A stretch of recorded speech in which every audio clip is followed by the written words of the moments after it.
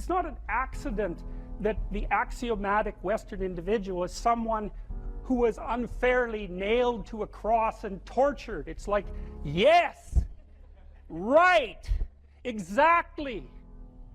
So what do you do about that?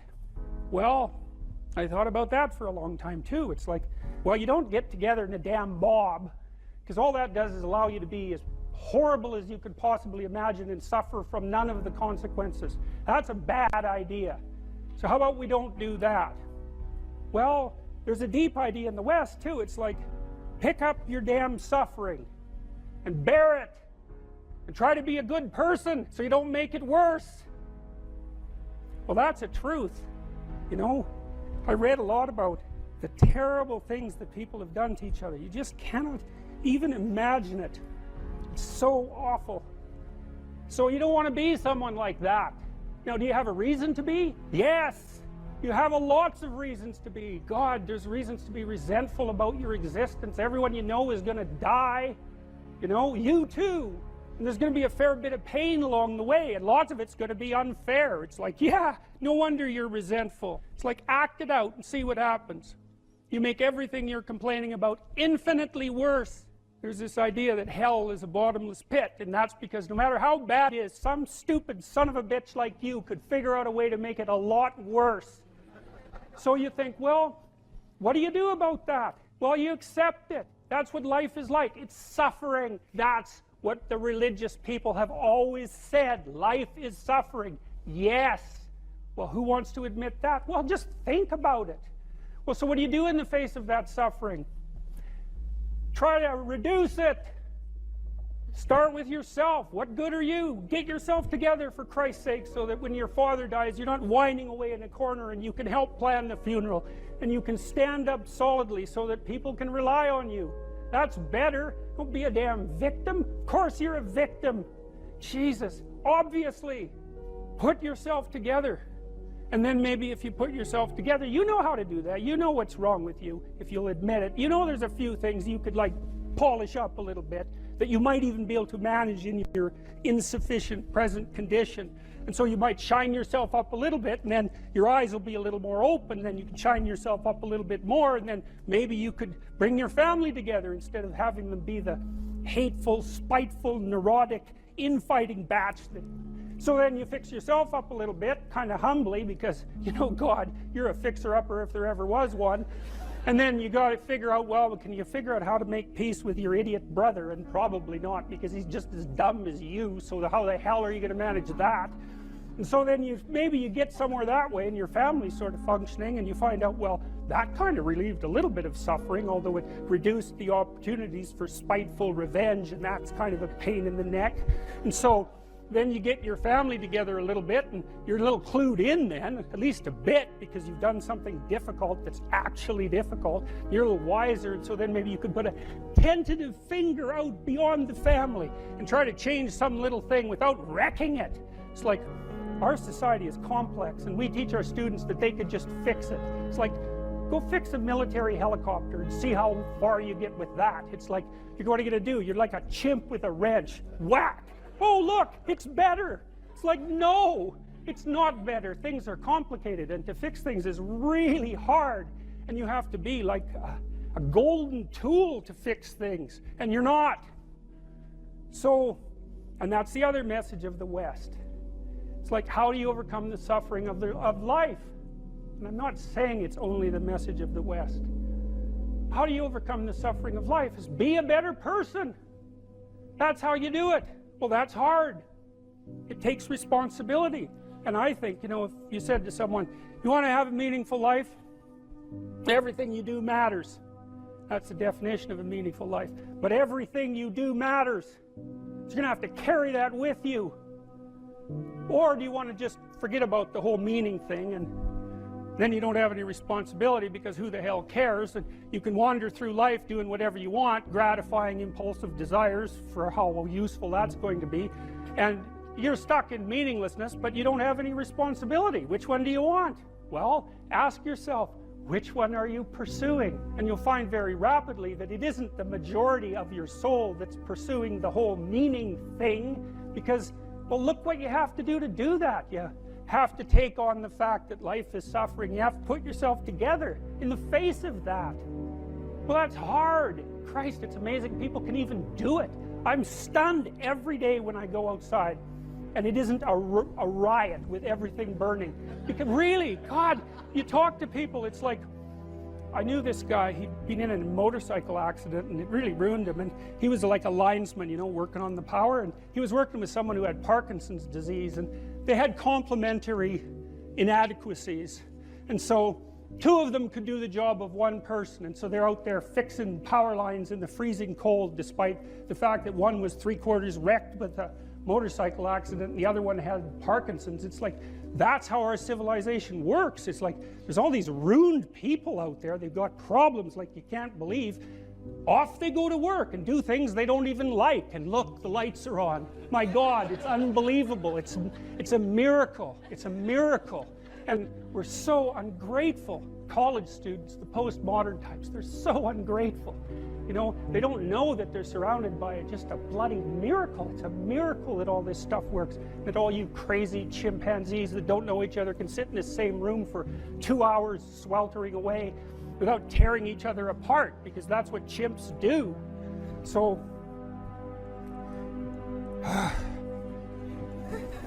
anyways, so what happened? Well, I made some videos and I got to the bottom of some things, at least as far as I can tell, so I told you what the bottom is, and then I got this idea about what you might do about it, which isn't my idea. It's not my idea. It's an old idea. It's far older than Christianity. It's old. It's the oldest story of mankind. Get yourself together. Transcend your suffering. See if you can be some kind of hero. Make the suffering in the world less. Well, that's the way forward, as far as I can tell, if there is any way forward.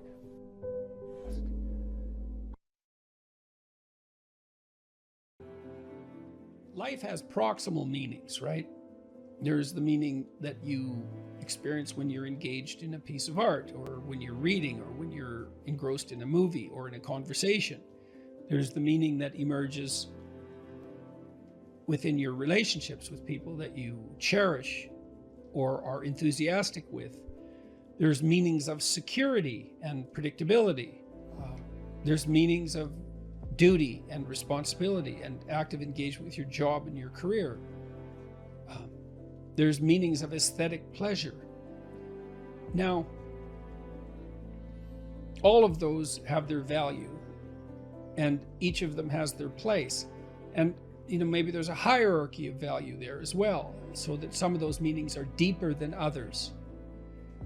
And then you might say, well, what characterized the deepest of all meanings? And it would be something like relationship with the transcendent, and that would establish a relationship between you and what's always been conceptualized as God, which is generally supposed to be something ineffable, right? It's not definable, but you might think about it as the central animating spirit of the age, or the value around which all other values are organized, or the wisdom of the ages, or the creative spirit that possesses you when you're inspired, or what grips you with enthusiasm at a sports event or at a musical event. All of those things. And we need a relationship with that. And we find our deepest meaning in that relationship. And if we don't find it, I think if we don't find it in something that's explicitly religious, then we tend to magnify something of lesser value, say something political, into that to fill the void. So yes, life has proximal meanings without God, without eternity, but at the ultimate level, something's lacking. And it's the desire to fulfill that lack that, and maybe the lack itself, that's part and parcel of the religious instinct. So you can kill God, but you can't. That doesn't rectify the hunger for God. And then that hunger seeks out replacements. That's how it looks to me. So, and then, you know, you might also say, well, does that mean you have to believe in God? And I don't think of the proper answer to that is that you need to agree with a propositional statement. Does God exist? Yes. like, is this table there? Yes. It's not that kind of relationship. I mean, it's characterized in the Old Testament as a struggle. So Israel means those who struggle with God. And you have to participate in that struggle. And you can do that, weirdly enough, as a believer or as a non-believer. Maybe sometimes more intensely as a non-believer. The issue might be more paramount then, the issue of virtue and the issue of the ultimate orientation. If you're plagued by bouts of depression and anxiety, that does destabilize your identity.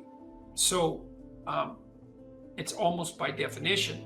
But having said that, look, this is when habit and plan and strategy are so useful. So in the periods of depression that I've had, and some of them were long and certainly the most unpleasant experiences of my life. This is when you need a philosophy, let's say, that's allied with your vision and your strategy to sustain you. Because what would happen to me is that, I have a vision, and I suppose the vision is of a world that's better, that's less likely to descend into ideological catastrophe, and where people are more responsible and more awake and more educated and healthier. All of that, a vision of a better world, a world that's less hellish at least, but also a better world, and some sense of what role I might play in that. And so that's very motivating. Like, it's a profound goal to try to make things better. And you can do that locally. You can do that for yourself. You can do that for your family. You can do that for the broader community. And all of that's worth it, man. It's worth making some sacrifices for. It's worth suffering for to some degree. And then you decompose that into the day-to-day and week-to-week strategies and actions that you're undertaking, the plans and the activities that you're putting forward to make that dream a reality, to realize it. And then when the depression and anxiety come along, you think, part of it with depression, it's just bloody endurance. It's like you get up and you work through the next hour, you try to stay on track, you try to implement your strategic plans to the best of your ability, and you hope and you pray that you'll get through it. You'll get through it, and that the darkness will recede, and you stay on track. You eat even though you're not hungry. You get up even though you want to stay in bed. You interact with people even though you'd rather be alone. And it's the benefit of disciplined habits can sustain you. It's like the boat you're rowing in through a terrible storm, leaks and all, and maybe you'll be overwhelmed, but you have the boat and you can row forward, and that's what you've got. Something like a general theory of meaning. That's really what I've been working on, I would say, for 35 years, something like a general theory of meaning. And so I'm going to see if I can deliver the whole damn thing in 35 minutes, which I've never really been able to manage. But I've had a lot of practice, so maybe this is the night. Okay, so the first thing I want to tell you about is a little bit about how you perceive things, because it's very important to know how you perceive things. And you don't perceive very much, by the way, because, well, there's a lot of the world, way more than you can possibly imagine, and there's not that much of you. And so a lot of information is coming in through a very narrow channel, and it isn't easy, given the fact that all that information exists. It isn't easy to figure out how to narrow that channel so that the information you get is the information that you need. It's information you need that also gives you a grip on the world, right? It has to be practically useful, true and practically useful, something like that. It's a very, very, very, very difficult problem to solve, and a lot of it you don't even really solve, because you can't. It's too complicated. You solve it by doing what you're doing right now, for example. So here you are in this unbelievably beautiful building, and I read today a little bit about it, and today it would cost about $1 billion to build this building. And so you're sitting here, and you're all sitting here peacefully, and you're all pointing in the same direction, right? And we're all basically doing the same thing, and we're doing it peacefully, and we can all focus on the same thing. And we had to invest $1 billion for that to be able to happen. And so think about that, is that part of the way your society solved the problem of the complexity of the world for you was by investing $1 billion in what, how long did it take to construct this place? 15 years, something like that. Maybe it was longer. So that you could sit here in relative comfort and peace and tranquility and concentrate on something that's very focused, maybe something of beauty, something of artistic merit, something of intellectual merit, and that the rest of the world wasn't there, so you didn't have to worry about it.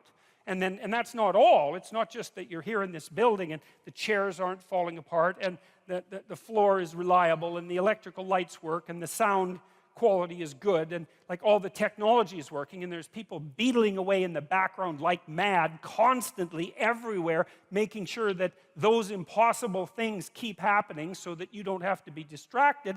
But then you're also sitting with people who are roughly like you, roughly like you enough so that when they come into a venue like this, they know enough to sit down in the seats and face forward. And not turn around and look at the person behind them, which would make them very nervous, right? Which would be an indication that that person isn't playing the same game as everyone else, and so God only knows what they're up to. Because you just wouldn't want that, right? You wouldn't want the guy in front of you turning around and just looking at you for the next 90 minutes. And, well, it's worth thinking about why. Like, well, what are you thinking about? You're going to be sitting there looking like this. Your eyes are going to be darting around, and maybe you're going to be nudging someone and pointing at this person because maybe they have some idea of what this person is up to because you don't. And the problem is, if you don't know what that person is up to, then they could be up to anything. And anything is a lot of things to be up to. And you don't want people to be up to anything. You want them to be up to the one or two things they're supposed to be up to while they're with you in this narrow place that you occupy, right? And that's sort of the hallmark of a civilized and socialized person is when we interact under 90% of conditions, 99% of conditions, you show me your persona. It's just a very narrow slice of yourself, and I show you mine at the bank, say, or at the grocery store when we pass each other casually in the street. We nod and say hi, and you nod and say hi, or we just walk by peacefully, and like we're seething with complexity, and we don't let any of that out. And the reason for that is we don't want anybody else to let any of it out either. Right? So we keep ourselves simplified, and we build our architecture for that. And so, you come into a building like this, and the building tells you what to do. The chairs are all aligned. The chairs say, sit on me, right? The chairs are all facing the same way in kind of a semicircle, and they say, face the stage. And there's a stage. And so you come in here and all the perceptual problems are solved. And so there's all this technology and there's all this expense, and then there's the shared culture that enables you to know that this is something like a theatrical experience. And so what you do at a theatrical experience is come together as a group and remain silent but attentive, participating in that manner, and watch and listen to the main performance. And you all know that. It's part of the shared culture. And so that shared culture is also enabling you to perceive what you're perceiving right now as a protective mechanism. And that's part of a broader shared sense of civilization, and it's dependent on a shared government. And then there's other forms of protection, I mean, well, the sun isn't shining on us too brutally because we have a roof, and we're not in danger of warfare because you have borders, and you have an armed forces, and you have policemen, and it's like, Christ, there's just things going on around you like mad to ensure that you can sit here so peacefully and so much as if the world isn't a complex place for an hour and a half and do something this focused. And so that's partly how you solve the perceptual problem. You don't see the world that much. You screen a lot of it out. Now, there's a good illustration of this. A psychologist named Dan Simon did this famous experiment which he called Gorillas in Our Midst. And some of you know about it, but I'm going to go over it because it's such a fun experiment to talk about because it's so ridiculous and so illuminating and because it's so relevant to what I want to continue talking to you about. So here's the deal. You go into Dan Simon's lab. He was at Harvard 20 years ago when he did this, and he was interested in this phenomena called change blindness. You see those kids' books sometimes where there's picture 1 and picture 2, and you're supposed to look at picture 1 and then look at picture 2 and see what's changed. It's actually hard. You know, you look at picture 1, you say, well, I saw that. And then you look at picture 2, and it's different, but you can't see the differences. And you have to really compare back and forth before you can check out the differences. And that's what perception is like, is you're very blind to change, way more than you think. And way more than anybody thought before Simon did his experiments. And so he did this crazy experiment. So here's the setup. Video camera set up in front of a elevator bank, right? And so the camera would be here, the elevator bank would be about here, so you know it's pretty close-up shot. There's 6 people participating, 3 of them dressed in black, 3 of them dressed in white. The white team has a basketball, the black team has a basketball. They fill the whole screen, so it's not like they're way over in the corner this high and you can barely see them. They fill up the whole screen. You can detect their facial figures. It's close shot. You see their whole body, but it's clear. There's no tricks in it. And you sit there and you're the experimental subject, and the psychologist or his assistant says, okay, here's your task. And you're there to be focused on a task, apparently, because you're in a university and you're in a lab and you'd expect to be focused on a task. And so you're already primed for that, and you're willing to go along with it to be obedient. But to be a good sport, let's say, that's better than obedient. And you want to do a good job because it's intimidating to be in a lab like that. And so you want to do a good job of whatever you're supposed to do. Unless you're a troublemaker, and you're probably not, because you wouldn't go into the lab to begin with if you were a troublemaker. So Simon says, count the number of times, like the white team is going to throw a basketball back and forth, variety of ways, for 3 minutes. Just count how many times they manage it, and they're going to bounce it and throw it directly and all that. And so the black team and the white team start to mill around on the video, and they're tossing the basketball back and forth, and you're watching the basketball very intently with the central part of your vision. Now, the central part of your vision is very high resolution, and you can tell this. It's pretty easy. I'll show you. I don't know. No, this probably won't work because I think the theater is too big to do it. But we could try it, I guess. So look at my finger, all right? But pay attention to my face. Now that's hard, because usually when you pay attention to something, you look right at it. But I don't want you to do that. I want you to pay attention to my finger and look at my face.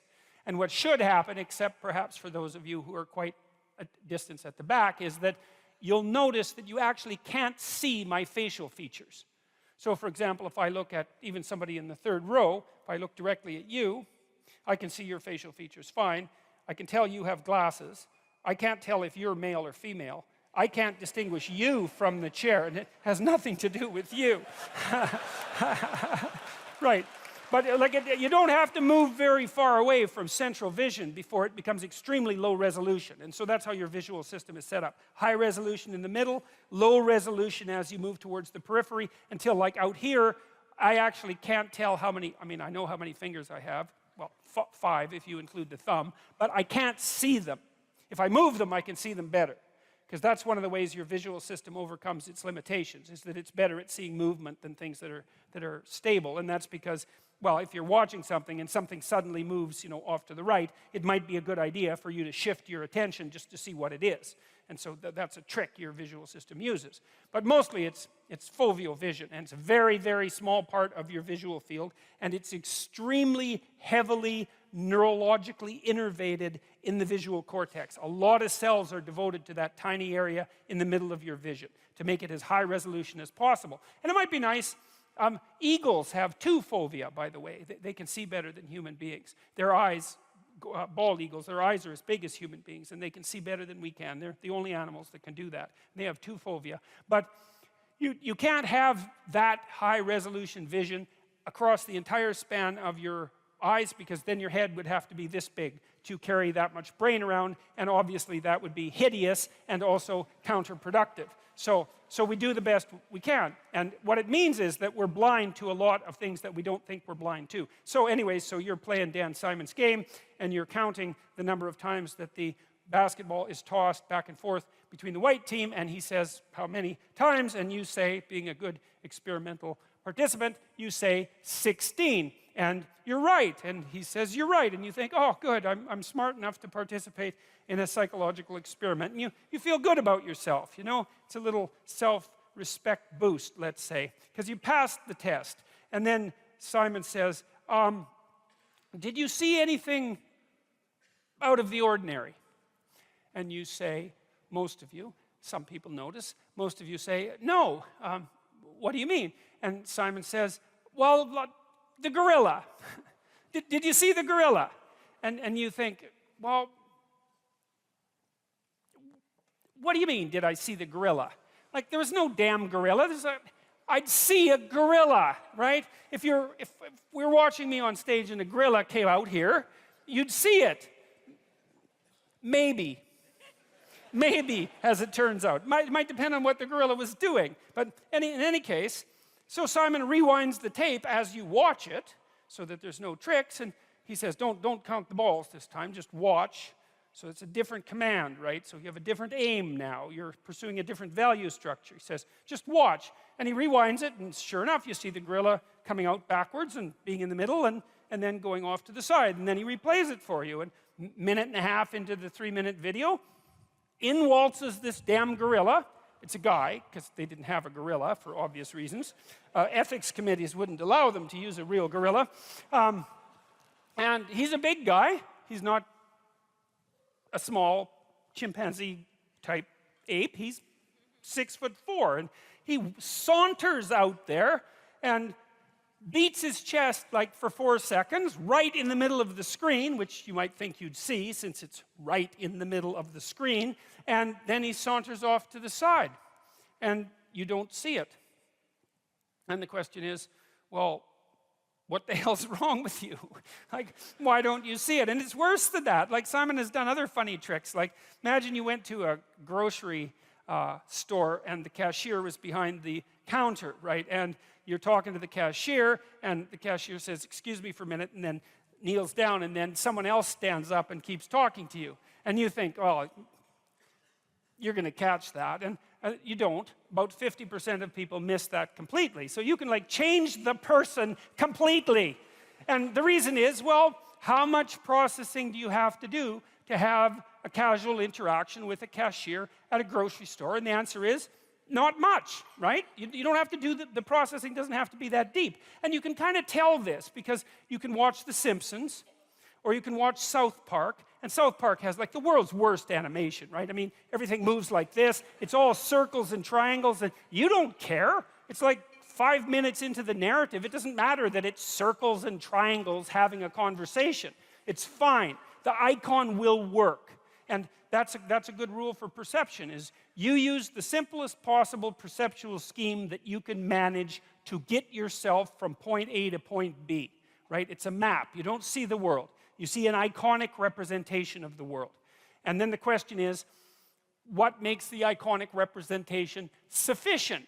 And I suppose sufficient means a couple of things. One thing it means is tolerable, right? It doesn't cause an excess of suffering and degeneration.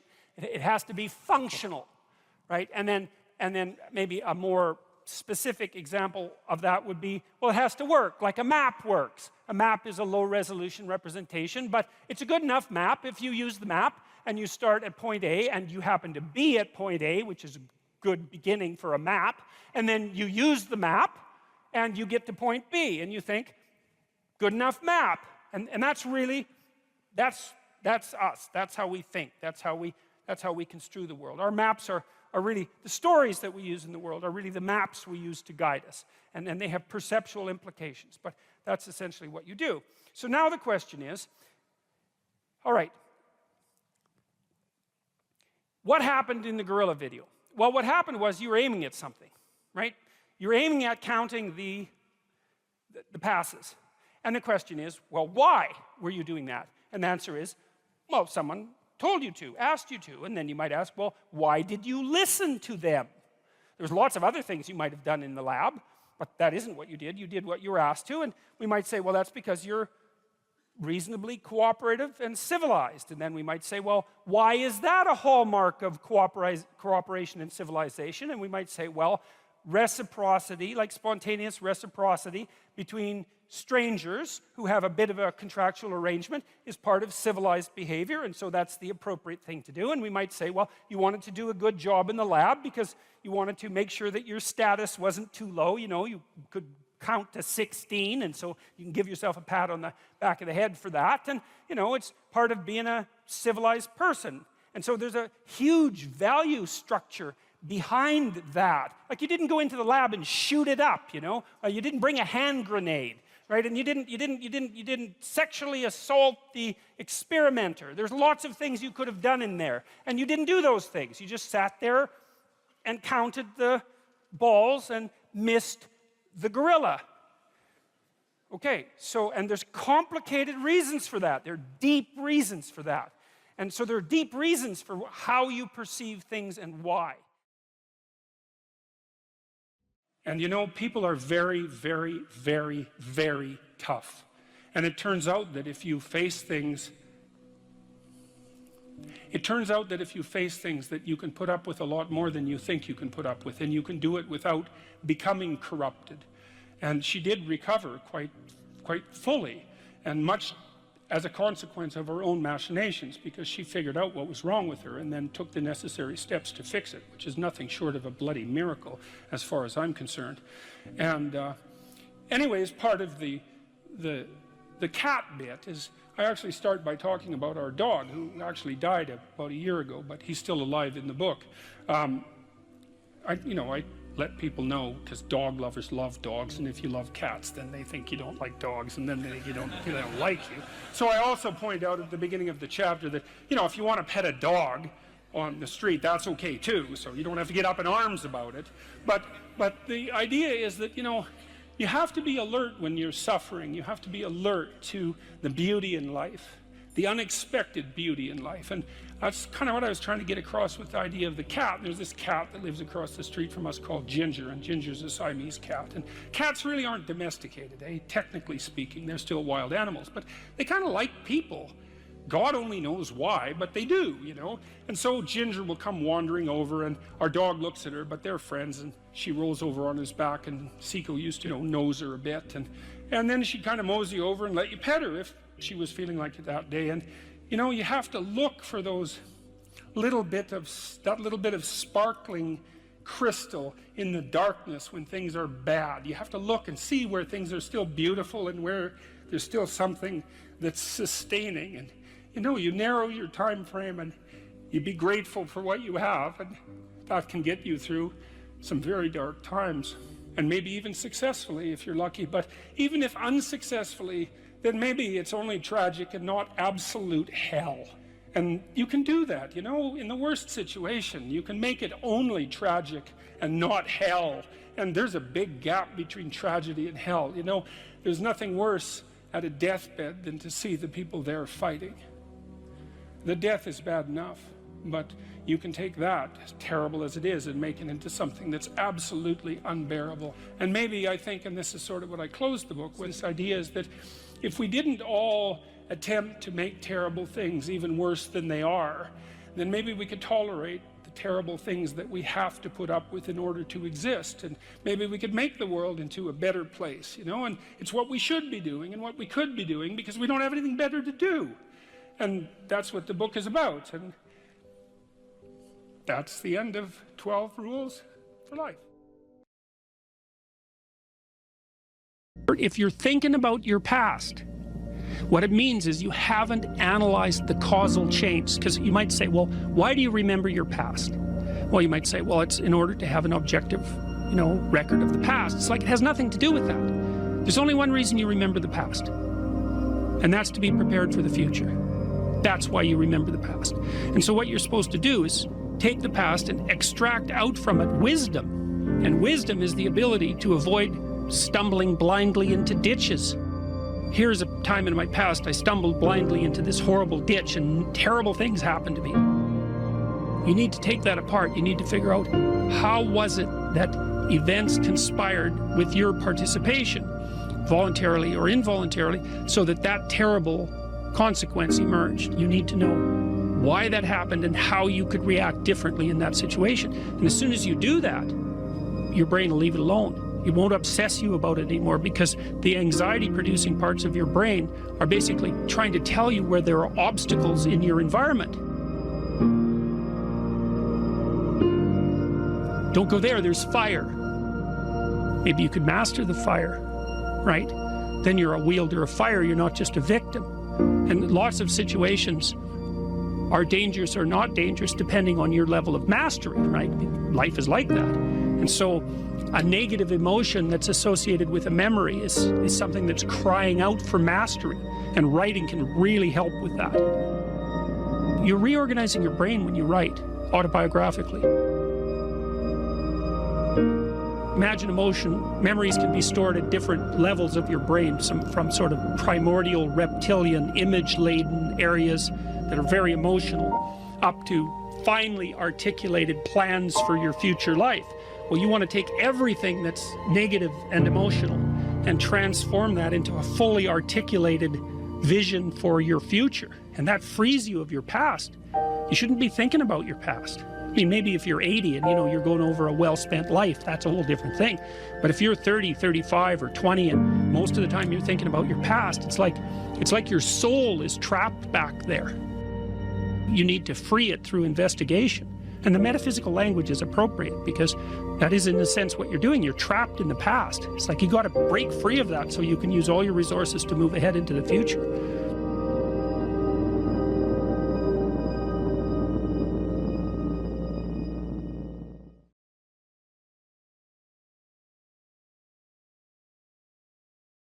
But I had this crazy professor that I met at the University of Alberta when I was about 18, and he was quite the bizarre person. He vanished one day about 20 years later. He got on a bus in Winnipeg and to go visit his family, and never showed up, and they never found a trace of him. Anyways, at the University of Alberta, he worked as the psychologist at the maximum security prison that was located nearby, and he took me out there a couple of times, and so that was quite the hair-raising experience. And I met some pretty serious psychopaths in the Edmonton maximum security prison. And he was a funny guy. This Thauberger was his name. He used to give us multiple choice tests. He did a course on creativity, and now and then he'd throw in a multiple choice test question, and all 4 answers would be the same, which I thought was, guess that was creative, and it was certainly funny, I thought. And some of the students really hated him, but I thought he was great. He was really cool. And what did he say about suicide? You can always do it tomorrow. Yeah, well, that's pretty good. It's pretty good. That's a pretty good piece of advice. It's like, you don't get to do it twice if you're successful. So is it not possible just to wait? Can you just wait? And that's pretty generic advice, but it's definitely worth thinking about, because it's final act. Then I would say too, let people around you know. You don't want to keep that a secret. And if you don't have anyone to tell, really it's time to go to the hospital and tell someone. And you tell, when you go to the hospital, you say, I'm suicidal. And I have a plan, and here's my plan. And that's, by the way, how you assess someone for suicidality, Because depressed people, lots of people get depressed, will have suicidal thoughts, and they're far from rare. And so then you might ask yourself, well, how do you know when someone's suicidal? And they're suicidal when they say to you, you say, well, do you ever think self-destructive thoughts? And they say, yeah, in my father's house, there's a basement and there's a pistol down there, and it's in the top right-hand corner of the bureau, and I know the bullets for that gun are in the bottom left-hand drawer, and I've taken that gun out of that drawer and I've toyed with it, and I thought, my parents are leaving next week for a weekend, and they won't be back, and I could go into the bathroom and put the barrel in my mouth and end it. It's like, that's a suicidal person. And you know that because they're not just being plagued by vague thoughts. they have a fully detailed, implementable vision of their death. And that's not good. And so if there's anybody in the audience who has that sort of fully fleshed out fantasy, I would say, tell someone, tell someone, or more than one person. Tell the closest person you have to someone who cares, and if you don't have anybody to tell, then go to the hospital and tell them. Because the probability is pretty high if you're suicidal that there's actually something wrong with you, that you're ill in some manner. And maybe you're depressed, but there's a lot of reasons to be depressed. Sometimes you might be depressed because you just have a terrible life, and that's very complicated. But sometimes you're depressed because you have an immunological condition, an inflammatory condition, or you're ill in some way that hasn't been diagnosed, or you have seasonal affective disorder and your circadian rhythms are off. Like, there's a lot of reasons that you can get desperate enough to be suicidally depressed, and there's always the possibility that that can be fixed. And it's tricky, because when you're depressed, you definitely think that the future is dismal, and the past is dismal, and the present is unbearable, and the future is definitely worse, and it's all your fault besides. And that's basically the depressive cloud. It affects everything. It's very low level, profound, deep brain and psychic state. But it's generally rectifiable, and since you can always do it tomorrow, you might as well run the whole gamut of treatments before you make the final decision. So that's what I would tell people who are... Oh, and the other thing too, you got to understand too about suicide is that if there are people around you that love you, it's pretty likely that they'll never really recover. And so, you might be thinking that if you took yourself out, you'd be doing the people around you a favor, and often people who are depressed, they really believe that. But, I've had lots of clients who were pretty damn traumatized by a familial suicide, and they just torture themselves for the rest of their life thinking, what if... Well, I had one client, for example, her relative committed suicide an hour after she missed a phone call from him. It's like, how the hell do you recover from that, Because you just think, well, if I would have just been there, and then you can't talk to the person about it. There's no real way of rectifying that. You just live with that guilt, and it's a pretty damn awful thing. That's why most societies regard suicide as a crime, because you leave an aftermath of catastrophic destruction in your wake, and that's also not a good thing. So, if you're depressed, you're going to think it's going to be better for everyone else if you're just gone, but generally that's far from the truth. Almost inevitably, it's far from the truth.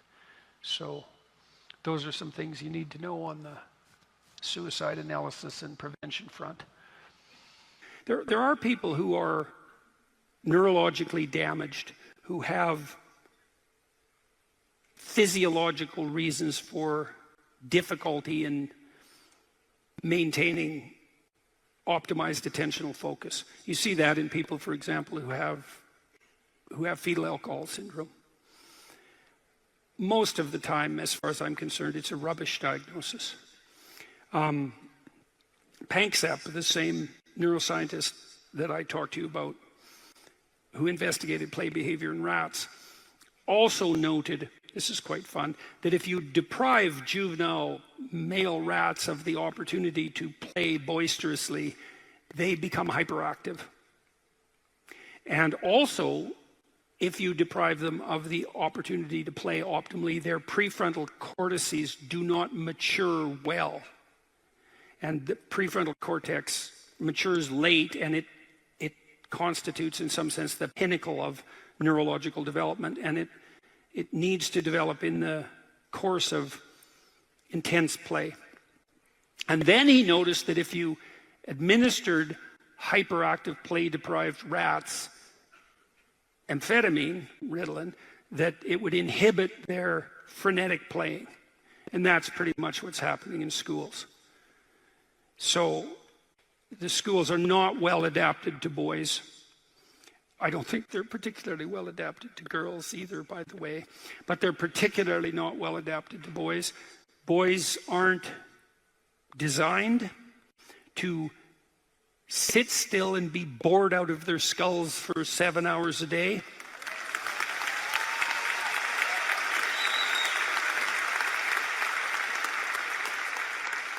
And there are boys with particular temperaments who are even less inclined to be able to do that.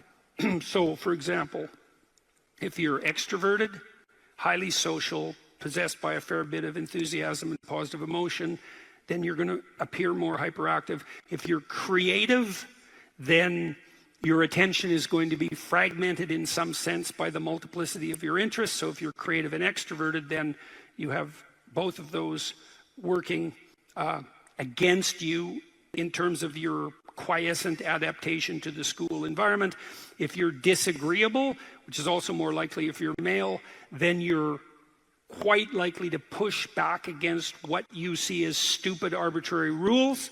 And so we know perfectly well, for example, that attention deficit disorder overlaps with childhood conduct disorder and antisocial behavior. And I'm not saying that all children diagnosed with hyperactivity are conduct disordered. I'm saying that more aggressive boys tend to manifest symptoms that sometimes tilt them towards juvenile criminality and sometimes tilt them towards attention deficit disorder and hyperactivity.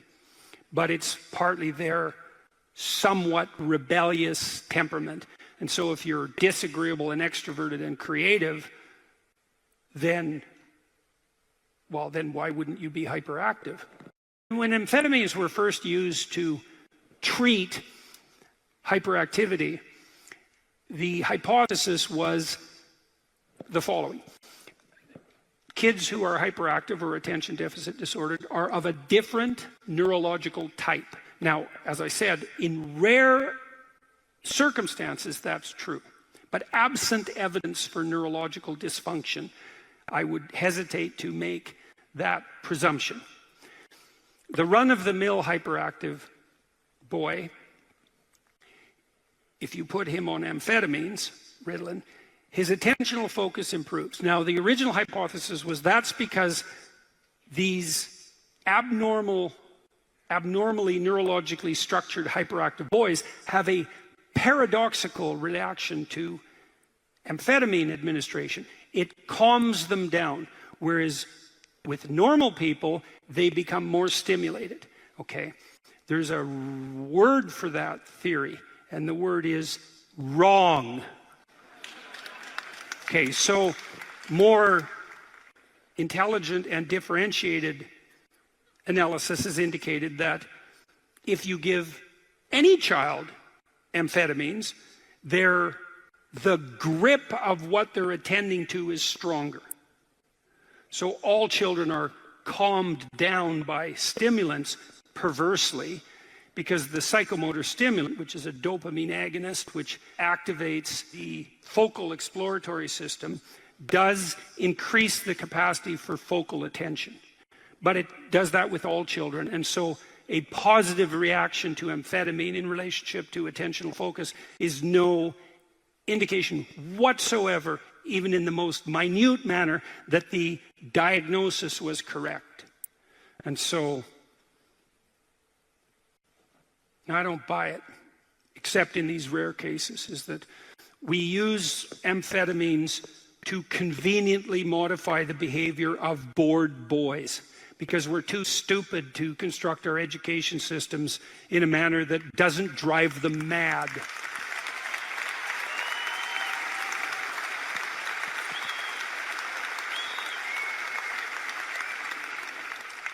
Look, normal university students take Ritalin like mad in university because they learn that they can sustain attention, whether that's productive or not in the long run is a whole different issue, but they can sustain attention with less effort if they use amphetamines. Now, that's a degenerating game, fundamentally, like most drug use. And I suppose if it's very carefully regulated and the doses are low, then the negative consequences are less dramatic. But I think the whole thing's just, it's a psychosocial fraud. It's what do they call that? When a system produces there's a name for a disease that's created by doctors. I can't remember it. What's the word? Iatrogenic? Iatrogenic? Yeah, that's right. Yeah, hyperactivity is an iatrogenic disease created by schools. Yeah, that's the case. So boys should play more, way more than they do, way more. They should play to the point of exhaustion in some sense every day. Really, really. They'll quit when they've had enough.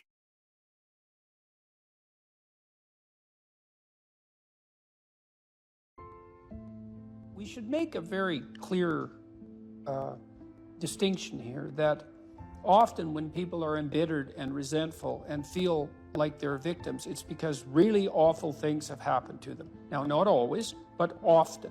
And so then the question is, well, if you're in a situation and something really awful is happened to you or has happened to you, then, well, why shouldn't you feel like a victim? And is there a better alternative? And part of what you were trying to lay out in this part of the book is what those better alternatives are. So part of looking for that hero is to find out from someone else's example. In your case, it was your mother, but these other sources that you described of people who were in a sort of hell in an undeniable sense, but who chose in a very real way to make it as good as it could possibly be given the circumstances. And so they had to turn to sources of power, let's say, and strength and fortitude and resilience that weren't in some sense obviously associated with the catastrophe. I mean, in your mother's case, it's a pretty tragic situation. She's a young mother, she has young kids, now she has breast cancer and she fights a losing battle over a period of 5 years. That's pretty bad. And then you have to ask yourself, given that that's obviously pretty bad, how is it even possible that someone could handle that with not only grace and courage, but the kind of grace and courage that leaves their children with an immovable sense of the ability to prevail in the face of the deepest adversity. I mean, that's really something. You said here, thousands have come before you and they did just fine. So quit your complaining. And it's not because you have nothing to complain about. That's not the case. It's that that's not the right approach. The fact is, and this is such an optimistic fact, as well as a judgment in some sense, the fact is that if someone else can do it, so can you. And that's something, right? If you're reading about the great heroes in history, people who are in these terrible situations, and you see someone rise to the occasion, and then you can say, well, that was a person who did that, and I'm a person, and so maybe I have that capacity too, even though I don't know how to approach it. And then some of the rest of your book, much of the rest of your book, I would say in some sense is a guide to help people figure out how they could approach that. One of the things you point out first is, well, notice who you admire, and then maybe try consciously practicing becoming like that. When you see someone in the depths of genuine suffering, hopefully what you're trying to do is to throw a lifeline, and one possible lifeline is compassion. And that's probably the right lifeline to throw an infant, who's suffering, that sort of overwhelming compassion. But for someone who is an adult or making progress towards being an adult, the lifeline that might be thrown is there's something within you that would let you be more than you are, and much more, and maybe enough more so that you could actually deal with this suffering so it didn't turn into hell and take everything along with it. And there isn't anything more optimistic than that. You say something here, which I think is I'm going to read something from your book here. It is true that character is to some extent innate. I would say what that does is that it provides each of us with a range of talents and a range of temptations. And so it's something like that. So it's the hand we're dealt, and there's certainly a genetic element to that. Our genetic makeup imbues in us certain proclivities, but it is as true that character is mostly a consequence of choices. Strangely enough, we all make them, and we should make them deliberately, with the knowledge that these choices are part of our responsibility toward a purpose other than our own selfish aims. That responsibility is to your family, friends, community, and country. That's something that conservatives put forward as a pathway to virtue. You know, and what's so interesting about that, as far as I'm concerned, as an antidote to atomistic liberalism, let's say, that hyper-privileges the individual, is that it's definitely been my observation as a clinical psychologist that in the depths of misery, the capability that you have to be of service to other people, your family, your friends, your community, your country, that's actually a saving grace under such circumstances. You know, and that people really find a deep and abiding meaning in that service. So it's not just finger wagging and the pointing towards duty. It's like, no, you don't understand that if you're in desperate straits, if your life has fallen apart, if you're nihilistic and miserable, and maybe you have your bloody reasons, because maybe you do, that's still the case that if you step outside yourself and you try to make the lives of other people better, that's the best possible thing that you can do for yourself. Part of spiritual development is to recognize the satanic tendencies that characterize you and to fully wrestle with them and to integrate them. That's the thing. It's not so much to cast them away, it's to transmute them. You know, and you can see the difference between people who've done that and people who haven't, at least to some degree, because people who haven't integrated the shadow at all are naive. And you can tell that when you look at them, and you can tell that when you talk to them. And because they're naive, they're often resentful as well because they get taken advantage of. And someone who's integrated that more, they're dangerous in the martial arts sort of way, which is they're dangerous, but they don't have to use it because their presence radiates implicit potential for havoc, and that's really necessary. It's one of the things that gives people self-respect.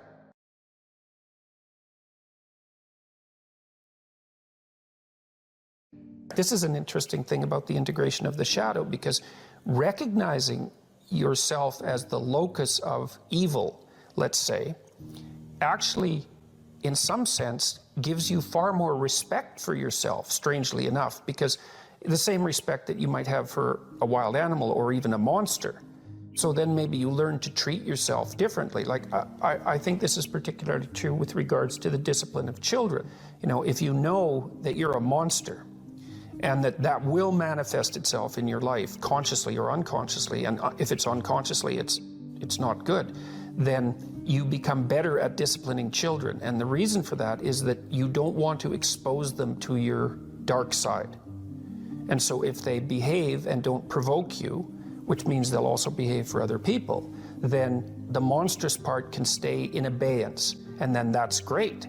But if you don't understand yourself as capable of wreaking havoc, and that can be the kind of havoc that unfolds over decades, right? Because if you're going to abuse a child, it's the primitive form of abuse is the physical abuse. The sophisticated form of abuse is the continual undermining of the child's courage across perhaps their entire life.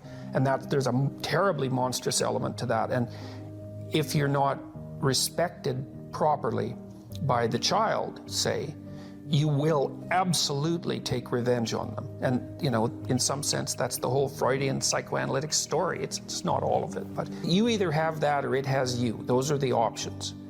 And you don't become safe by being castrated.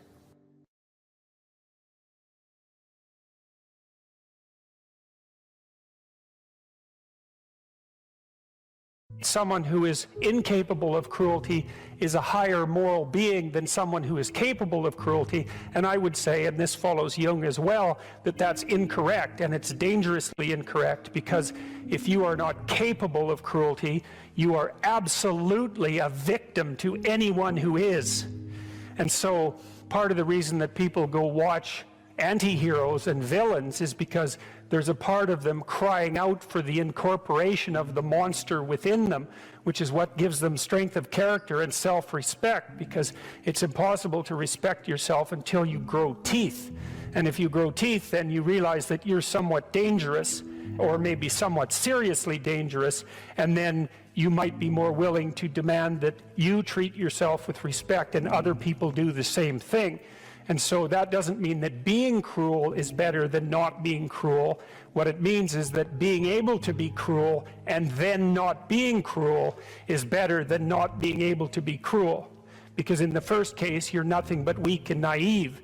And in the second case, you're dangerous, but you have it under control.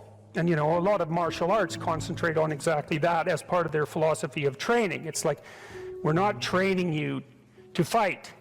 We're training you to be peaceful and awake and avoid fights.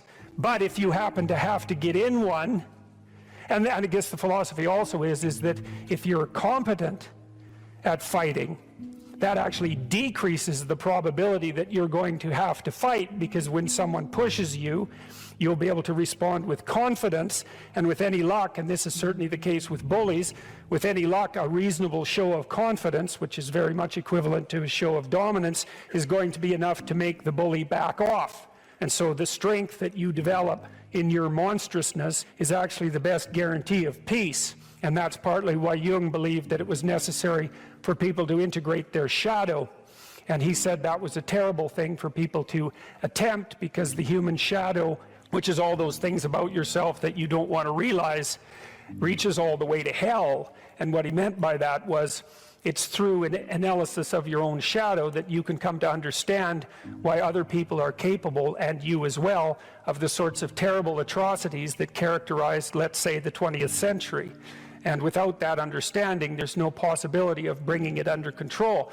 When you study Nazi Germany, for example, or you study the Soviet Union, particularly under Stalin, and you're asking yourself, well, what are these perpetrators like? Forget about the victims, let's talk about the perpetrators. The answer is, they're just like you. And if you don't know that, that just means that you don't know anything about people, including yourself. And then it also means that you have to discover why they're just like you. And believe me, that's no picnic.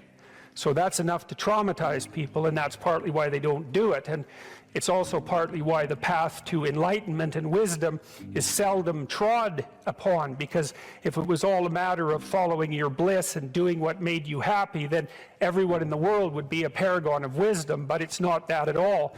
It's a matter of facing the thing you least want to face.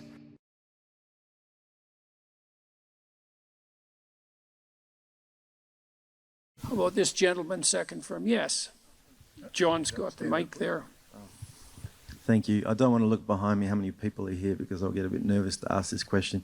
Also, this may not apply to many, so I expect your answer might be a bit short. I'm a vet and currently serving police officer in WA, and I've got PTSD, and I'm at the Marion Centre, which is a mental place, and they let me out today.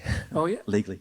I just wanted to ask you, how do I move from day-to-day hedonism and ideations and risk the hope and cautious optimism of a long-term life with the conditions I currently have, or for anybody who might be having complex PTSD and living day-to-day? Well, I mentioned this program that I have online, this self-authoring program. One thing you might try doing it. So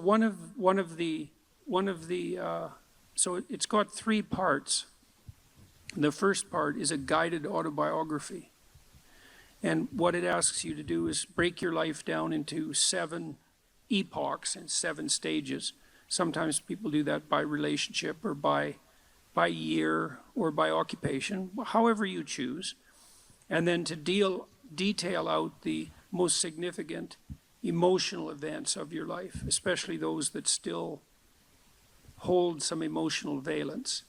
And that would help, because what happens with PTSD in some sense is that the narrative through which you see the world fractures. And because it fractures, your perceptions and your consequent emotional responses become chaotic. And that chaos produces a stress response, a chronic stress response. And so what you need to do to recover from PTSD is to knit the story back together. And I had a client who had PTSD, very seriously affected. She was only 17, and she was so fractured that she was diagnosed with severe schizophrenia. And when I first saw her, she could barely talk, and she could barely focus her eyes, and she would move her hands up and down, and I could, like she was grasping for something. And I asked her why, and she said that she could see lines in front of her and that she was trying to interact with them. I mean, when your perceptions are fractured, you're in pretty rough shape. And it turned out that she had been terribly bullied by a boy whose amorous advances she had rejected, and he set out to make her life hell, and certainly succeeded. And I had her walk through this past authoring program in the course of therapy. And she could hardly write to begin with. And we went through her life right from the beginning. And as we went through it, she got more and more coherent. And by the time we had brought her up to date, including walking through this catastrophic bout of bullying and the school's absolute inability to do anything about it, she had glued herself back together. So the other thing I would carefully recommend, especially if what traumatized you happened more than 18 months ago, is that you spend some time either writing about it, or another thing to try is just before you go to sleep, bring the memory to mind, and not enough to push you farther than you want to go, but as vividly as you can, and then let it go. Like, don't push yourself harder than you can. You'll see,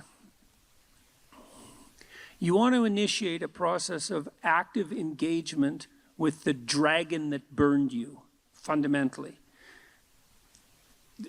The psychophysiological pattern of active engagement is the opposite to the psychophysiological pattern of involuntary stress. And so if you can practice embodying that voluntary confrontation, then that stance can come to dominate. And that's the stance you want to dominate, because that moves you forward voluntarily into the world. And so, and that, in all probability, that will work. So I had this is a friend of mine.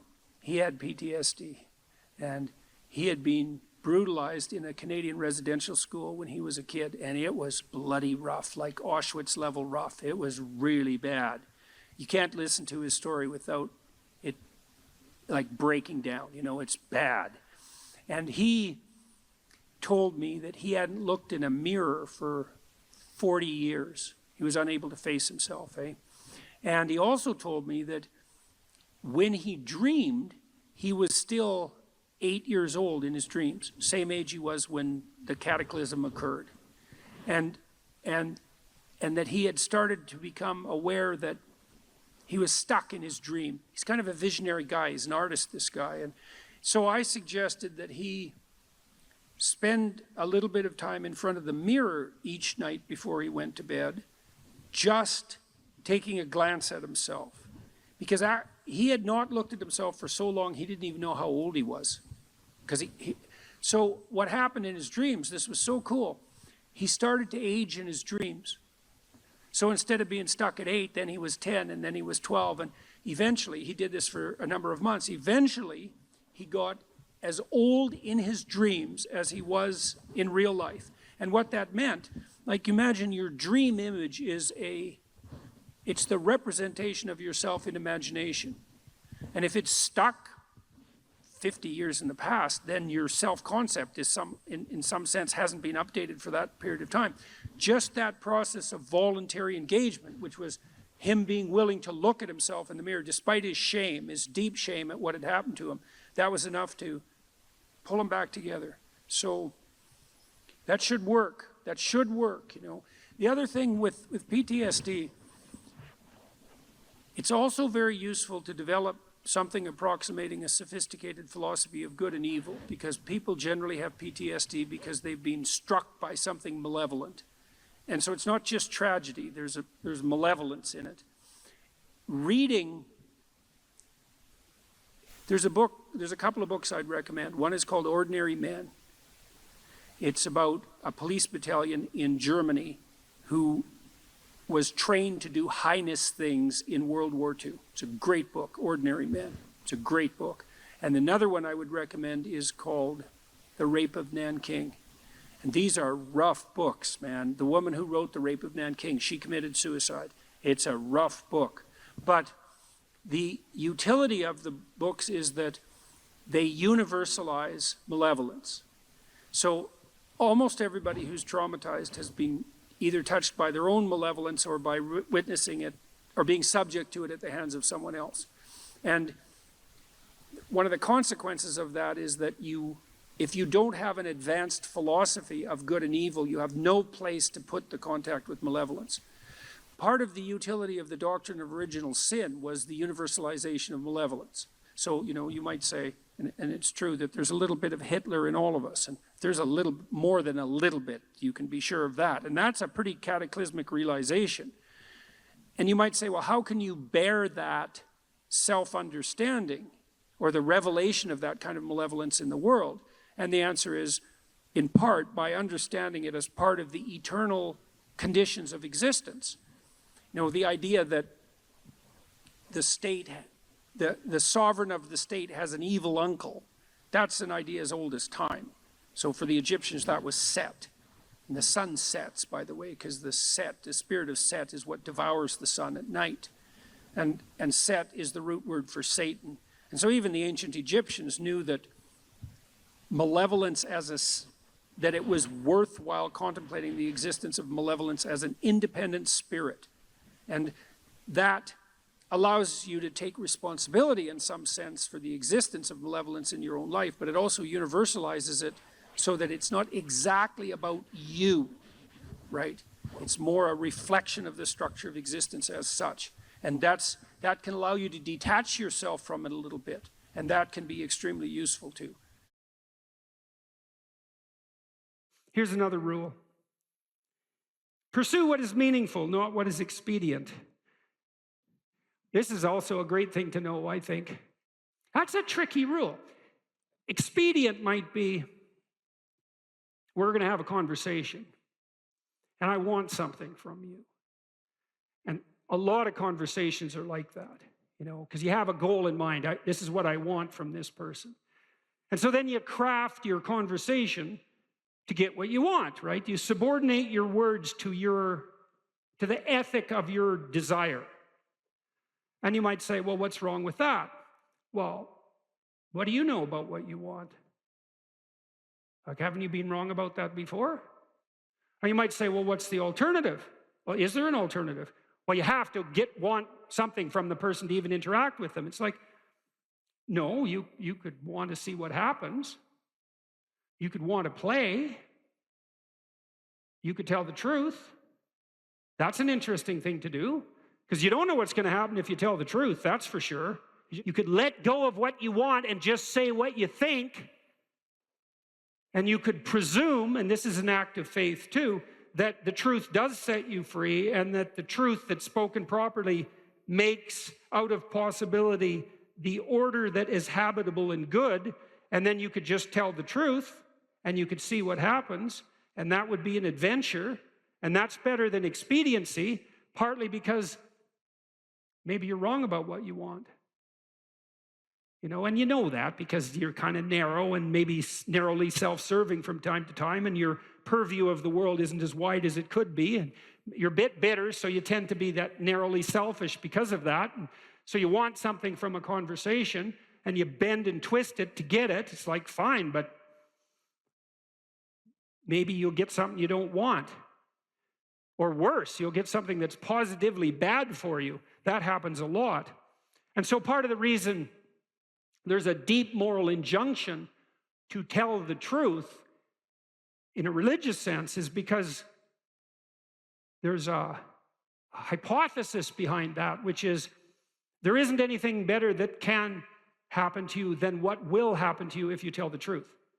Now, that might be hidden from you because sometimes if you tell the truth, and I don't mean to blurt everything out carelessly, like this is a sophisticated thing to do. It's not careless.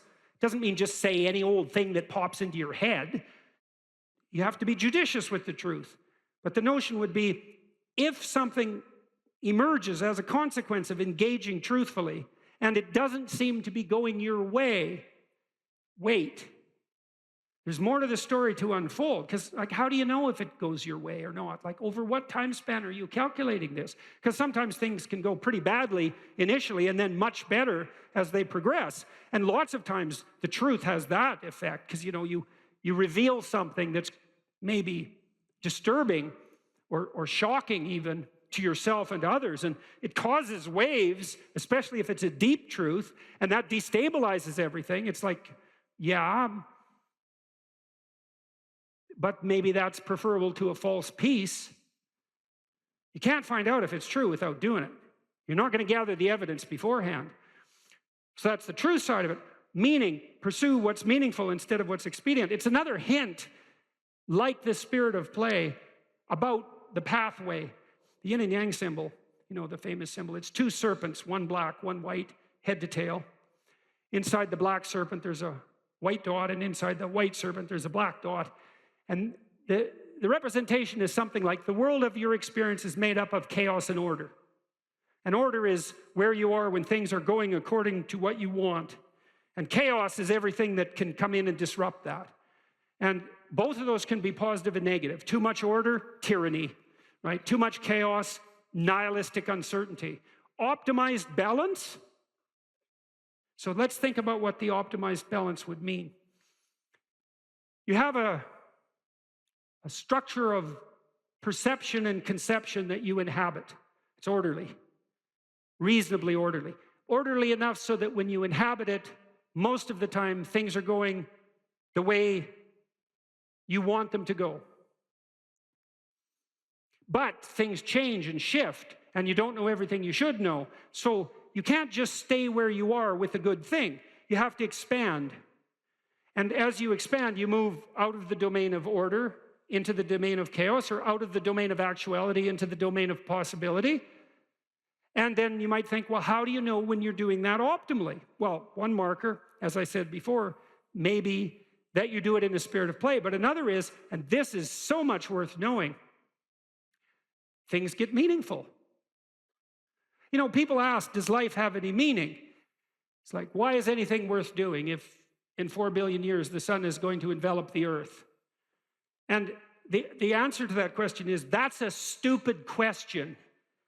And I can prove that in some sense. It's like, you're a mother and your baby's crying, and so you're going over there to do something about it.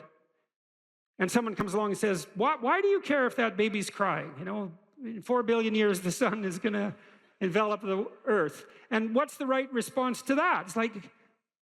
It's something like, go away. Are you out of your mind?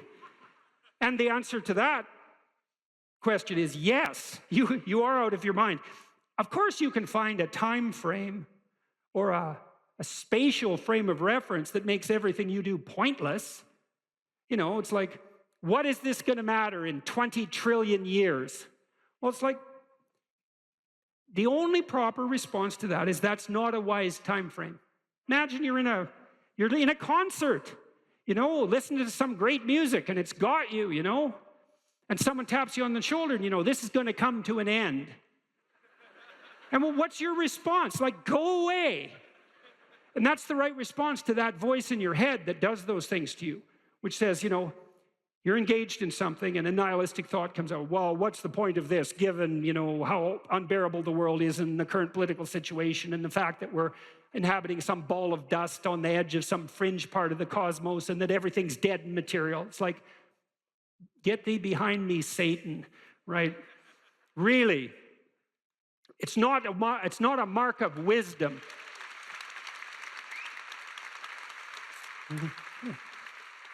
It's not a mark of wisdom to let nihilistic, demonic voices steal your joie de vivre. That is not a mark of wisdom. And you might object, well, at least it's not naive. It's like, yeah, cynicism might be preferable to naivety, but it doesn't hold a candle to wisdom. And that's worth knowing too. Because once you've been hurt and you're cynical, there's no going back to naive. But there's no point in staying at cynical. And there are degrees of courage way beyond cynicism. And some of that is the regaining of the faith you had as a child despite your current level of wisdom. And that's something to strive for, right? That's a moral attainment. That's not a burying your head back in the sand. Quite the contrary. And so, well, back to the yin and yang symbol. Imagine you have an instinct that orients you. Well, you do, as a matter of fact. There's a reflex that's replicated at multiple levels of your nervous system, and it's ancient. If you have a nervous system as an animal, you have this reflex. And the reflex is something like surprise. You know, if I walk across the stage and I hear a loud noise behind me, I might go like this. And that would be automatic because I'm gripped by unconscious systems. And what's happening is some chaos has emerged, and it stops me in my tracks because something unexpected happened. My current plan is incomplete. And then I'll turn and orient towards the place of the disturbance. And that's the beginning of exploratory behavior. And then I might run away, which might make me safe, or I might cautiously investigate, in which case I can find out what caused the disturbance, maybe rectify it, and maybe update my plan so that that sort of thing doesn't happen again. That's a better approach. It's funny that philosopher Kierkegaard, you don't usually hear a joke that starts like that, by the way. He wrote 150 years ago, and he was one of the first people who really wrote about anxiety. He was one of the first psychological philosophers. And he regarded himself as rather useless, all things considered. And he wrote a section in one of his books about all the industrialists that were operating in Europe at that time, trying in every possible way to make life easier and easier and more efficient and productive for everyone, which was definitely happening during the Victorian period, and Europe was rapidly transforming into an industrial powerhouse. And he said, someone as useless as him, with an orientation towards being a student who liked to sit and contemplate ideas and talk in cafes and smoke cigars and drink, could never do anything to make anything easier for anyone than everyone was already trying to make it. And so he thought that his task would be to make things more difficult for people, because there would come a time when what people wanted wasn't more ease, but more challenge and more difficulty. And that's really smart, you know, and it's witty and it's true. And one of the things that I've come to understand, I believe, is that, and Dostoevsky knew this too. He wrote about this in Notes from Underground. It's a great book, very short book, brilliant, absolutely brilliant, compelling, dark read. It's the confession of a miserable, resentful, like murderously genocidal bureaucrat who evaluates his own soul, I suppose, and confesses his sins. And it's also a critique of the idea of utopia oriented towards security. And Dostoevsky, who was dealing with the set of ideas that are really tearing us apart culturally right now, this idea of a eventual utopia based on something like security and safety. Dostoevsky really objected to that back in, this is like 1860, a long time ago. He said, you know, the thing about people that you don't really understand is that, he said, fundamentally we're ungrateful and we can curse. That's what distinguished us from the animals, which I thought is pretty damn comical. But he said something very interesting, you know. He said, if you set up a utopia so that all people had to do was eat cakes and busy themselves with the continuation of the species, that, yeah, right, Russian humor, you know, that after a surfeit of that, after enough of that, which would happen quite quickly, people would just go mad just to break things, just so something unexpected and remarkable could happen, and that we're not built for security and safety, but for something, well, let's call it adventure, something like adventure. That's a good thing to know, you know, because you don't want to suffer unduly. That seems reasonable. And you might think, because of that, that really what you want is happiness. But then Solzhenitsyn, for example, he wrote about what happened in the Gulag Archipelago under Stalin and said, you know, if your goal is happiness, what are you going to do when the jackboots hammer down your door at 2 in the morning and haul you off to the prison camp, because you're not going to be happy there.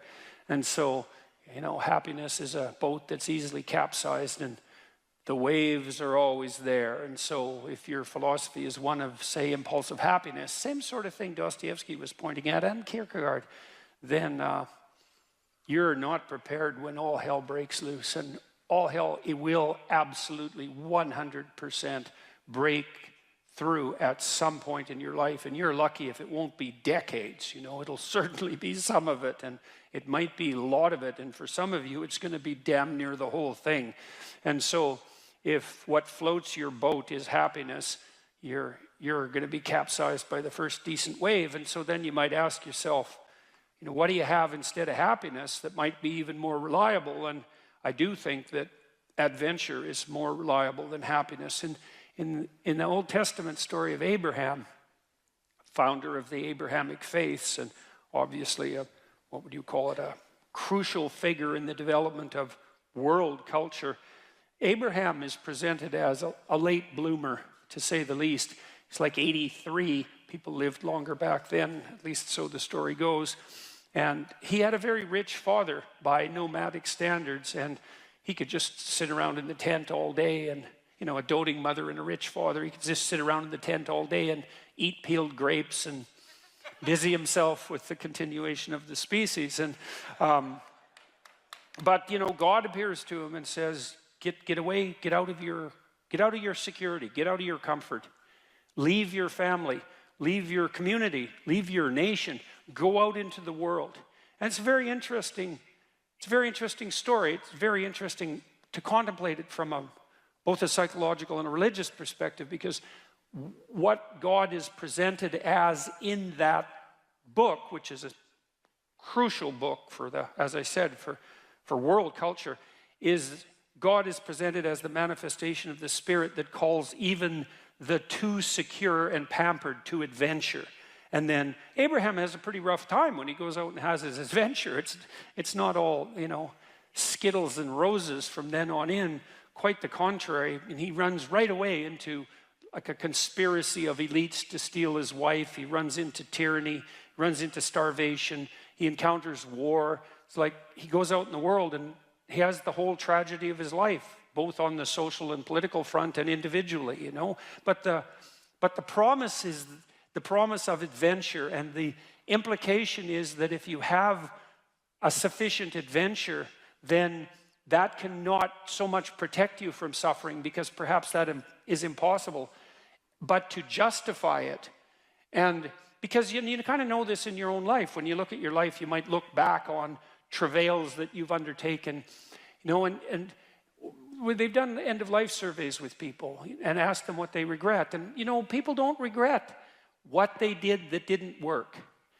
They regret what they didn't do that could have worked, you know. They regret the chances they didn't take. And, you know, even if you do an evaluation of your biography, one of the things that you want to be able to say to yourself is something like, maybe there's nothing better you can say to yourself than this. You can think about this for yourself and see if it's true. That was extraordinarily difficult, but it was worth it. And, you know, it's not like you can have one of those without the other, because you can't imagine that you could have some confidence in what you've managed to accomplish, right? The kind of confidence that would instill you with a certain genuine sense of self-regard despite your fundamental inadequacy.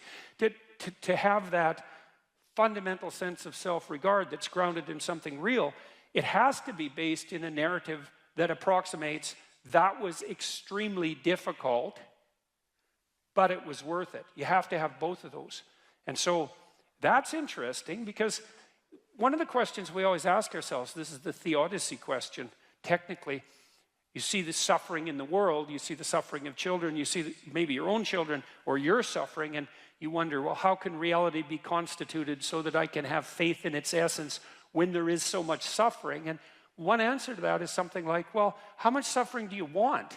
And you might think, none. It's like, yeah, I don't think so. I don't think that's right. You want something approximating optimized challenge. So you could say, at least you want to be pushed to your limit. And maybe you find the most exciting times in your life fact, you'll pay for this, you'll pay to have this experience, to be pushed to your limit, like not beyond it, or maybe even a bit beyond it, you know, and maybe not so far beyond it that you crumble and break and things fall apart, but, you know, could you be pushed to your limit optimally if there wasn't the possibility of falling apart and breaking? Like, that's an open question. How are you ever going to take something seriously if the consequences aren't actually serious? You know, and there's something delightful about dancing on the edge. That's why Hawaiians believed that surfing was sacred, you know, and it's because to surf you have to be on the edge, right? And the waves can come and take you out at any moment, but without the possibility of the waves rising to take you out, then you can't dance on the edge, and maybe that's exactly what you want to do, you know, and there's good evidence from the neuroscience literature that consciousness itself is something akin to dancing on the edge. So technically, when you're conscious, when you're awake, your brain is occupying a position between something. It's a position that's something like between chaos and order. And if your brain's maximally ordered, well, you're just bored, nothing is changing. And if you're chaotic, then it's anxiety and catastrophe. But you want to be positioned right between those two, and that's when your consciousness is optimized, you know. And when your consciousness is optimized, then you're deeply engaged in life, and everything seems alive and meaningful. And maybe that's the solution in some profound sense to the problem of suffering. It's that you optimize your interaction with chaos rather than being protected all the time from everything that could hurt you. And you kind of know this too if you have kids, because you don't want to keep your kids in an infantile state, and because when they're infants, pretty much what you do with them, say they're 6 months and younger, is you just keep them secure and safe, right? You just provide everything that you can for them. You have to do that because, well, what are they going to do? They just lay there fundamentally and squawk now and then. I mean, it's not like they're ambulatory. They can't go out and do things for themselves, and so it's up to you, and your goal is to keep them secure and safe. But once they start being able to move around, then increasingly it's sort of up to them. And if you have any sense as a parent, the psychoanalysts used to say, the good mother necessarily fails. And what did they mean by that? They meant, well, you know, if you're committed to your infant when you're a mother for the first 6 months, it's like it's all the kid, 100%, full self-sacrifice devoted towards the infant. That's the right attitude. But even by 9 months, child can crawl around quite a lot. They're developing something of an independent will. You start handing them challenges. You start handing them responsibility, and you keep them on the edge. And some of your kids are going to be able to be pushed harder than others, and part of the reason you have to develop a relationship with your kids, and your husband for that matter, is so that, you know, you can keep them dancing on the edge, on the proper edge. And that's even better than the mere provision of security. And so the psychopath will use his ability to fool you as proof of his own grandiose omnipotence, omniscience, and narcissism. And the problem with that is that you can be fooled by a psychopath, and virtually anybody can. So that Robert Hare, for example, who studied psychopaths for a long time and interviewed a lot of them, like hundreds of them, and videotaped many of the interviews, he said when he was talking to the psychopath, he always believed what they were saying. And then he'd watch the video afterwards and see where the conversation went off the rails. But, you know, the proclivity to be polite in a conversation is very strong. And if you're polite, you don't object to the way that the person unfolds their strategy, you know. And psychopaths are pretty good at figuring out how to manipulate, obviously, how to manipulate people. And the probability that you will be immune to that is extraordinarily low. Go watch Paul Bernardo being interviewed by policemen on YouTube. That's that's enlightening, man. Paul Bernardo, he's like the CEO of a meeting in that video, you know. He gives the cops hell, he gives the lawyers hell, he protests his innocence. He basically tells them that they're rude and untrustworthy because they don't trust him because he did a few little things 17 years ago. And he gets away with it, a few little things, right? I mean, he killed a bunch of people, including the sister of his girlfriend at the time. And, you know, he was a repeat sexual offender and murderer. It's like, but he basically goes, well, you know, that's a long time ago. It's like, We're past that, aren't we? I mean, I'm having a discussion with you. I'm trying to help you solve some crimes, which, by the way, I committed, but we won't bring that up. You know, and you're accusing me of being a liar. Like, you're not playing fair. What's up with you? And then when they answer, he looks at his fingernails, which is like, that's a lovely little manipulative thing, because it basically means whatever happens to be under my fingernail at the moment is much higher priority than listening to your foolish story. And you watch, you'll see people do that to you. And then you get a little insight into what they're up to. He's very good at that. And so, or he looks outside, or he just looks at his hands, or he looks out the window, immediately dismissive in his nonverbal behavior. It's brilliant. The courts were forced to release that, by the way. But look it up, Paul Bernardo on YouTube. Wow, it's just mind-boggling. He's so good at what he does. And he's good-looking, and he's charismatic, and you know, he can really pull it off. And you can't tell what's happening with the cops and the lawyers, whether they're just letting him play as a routine to get some information from him, or whether he's actually setting them back on his heels. And I suspect it's a bit of both. But it's masterful performance. If you didn't know who he was, and you were watching it without the audio, you'd think he's the CEO of some company giving his employees hell for not being up to scratch. That's all his body language, his eye contact, everything just speaks that. It's amazing. A narcissist, as far as I'm concerned, and you tell me what you think about this. So a narcissist fundamentally is someone who manipulates to achieve unearned reputational status. Now, so I know that needs to be fleshed out, but that seems to me to be something like at the core of it. And perhaps the reason that works is because once you establish a social hierarchy that's functional, the higher you are in the hierarchy, the more resources accrue to you. And for men in particular, that also involves reproductive success, because the best predictor of mate access for men is relative position in a hierarchy. It's a huge predictor. Now, you can mimic that as a narcissist, right? You can make a show of yourself. You can display a confidence that would normally be associated with competence, but it's not real. But it's real enough to fool people, right? It's real enough to fool naive young women, for example, and it's real enough to allow you to maneuver into positions into high resource positions. So is that in keeping with your conceptualization of narcissism? Yeah, there's so much here I'm going to take this in pieces. First, I do think that idea of unearned status is really important with narcissism, but there's also the case of people, and I'm thinking of Bill Clinton in particular after he was president, but I'm sure it applies to President Trump, not picking parties here, where you have somebody that really is successful, really is competent, and still has the need for attention, still has the need to be admired, even though they have all those things. So it's not necessarily only unearned. It's like, hey, I just want attention. Whereas other people, like, you know, I go out there, I do my best, I just want to go home with my family. I don't need the attention. So I think it can be, people enjoy the earned attention too, to some extent, but it always gets to the point where you want more than you deserve. So there's an inflation component with narcissism. So I do think that, but I do think there are people who are very competent and narcissistic. Yeah, okay, that's a good distinction. So I want to go back to your alpha question because it's so interesting. Where it hit me, I was in South Africa looking at a group of gazelle of some sort with the guide, and I was watching the alpha running around mate guarding. And I said to my guide, I'm like, what's going on here? And he goes, well, he's the alpha. He has to spend his life mate guarding to make sure the other guys don't come in. I said, how long does he last in this role of an alpha? He goes, well, about a season, and then he'll die because your cortisol's up. And in the human condition, what we have are reverse hierarchies. I mean, this is Freud and totem and taboo. This is essentially the tension in the human system. So if you're an alpha and you're like, I'm not working with the younger guys are going to band together and take you out, and you're going to have an unstable system in a short-term reign or short-term rule.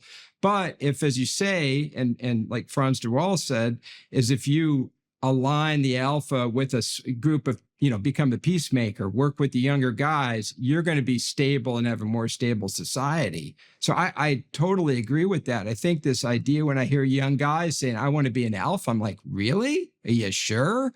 Like being alpha is hard. And then somebody takes you out in a year, not the best long-term strategy.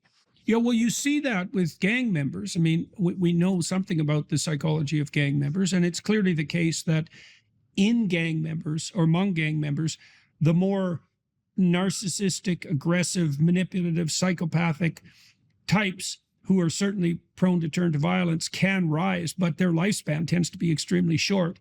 And then they also adopt an attitude towards the world, which is associated with a truncated temporal view, which is I'm going to get every goddamn thing I can get my hands on right now.